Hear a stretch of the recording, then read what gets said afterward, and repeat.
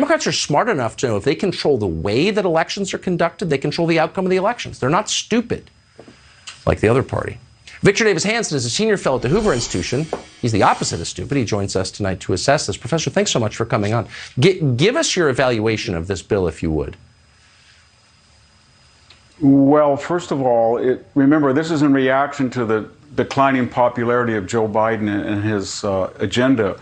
Remember, after he was elected, we were told that we had a good system. It was resilient. We got rid of the Trump threat, and everything was going. And then in August, his polls crashed. So that's what is precipitating this need for it. And it's part of a larger landscape where we're going to pack the court, we're going to get rid of the Electoral College, we're going to bring in 2 states, and we're going to get rid of the 9-person, 150-year-old Supreme Court because they have no confidence in the people. When they say democracy is broken in 2022 or 24, they mean it doesn't work for us. And it's broken because we're not in power maybe in 2 years. But I think it's unconstitutional. Section 1 of the Constitution, Article 1, Section 4, I should say, it says the states have the primary responsibility, that the federal government, as it pleases, can intervene, 18-year-old vote, women's suffrage. But if the states did not have the primary responsibility to set rules, they wouldn't be in the Constitution, and the courts have decided that.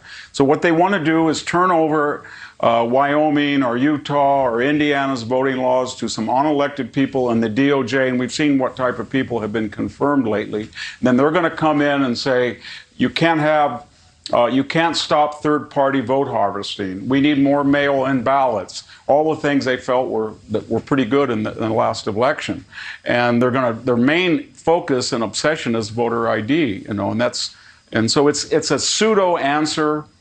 Pseudo solution in search of a pseudo problem, because in 2012, Barack Obama, remember, had a higher margin of African Americans turned out in greater numbers to vote for Barack Obama, primarily 96%, than did white voters. 2020, more people voted than ever. So the idea that you're suppressing the vote is a manipulation of language. And when they mean suppressing the vote, they're meaning, well, before you couldn't have 800,000 illegal aliens vote in New York municipal elections. Now you can.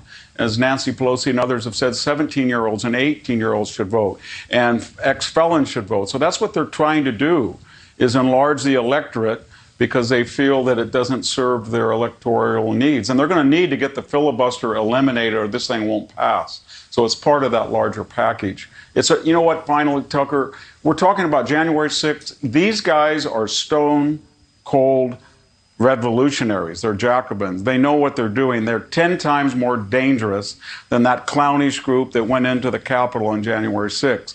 And they're even more dangerous than the 120-day riot of continuous rioters who burned and looted and killed 30 people and injured 2,000 cops that we don't talk about in summer of 2020. These are serious people that do not believe in the Constitution or the customs and traditions of the last century, and they want to change the system to guarantee the results that otherwise they cannot achieve by the people.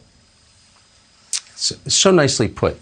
I listen to you talk and I think he must be reading that, but I know that you're not. So I'm doubly impressed. Thank you for that explanation. Victor Davis Hanson, good to see you. Thank you.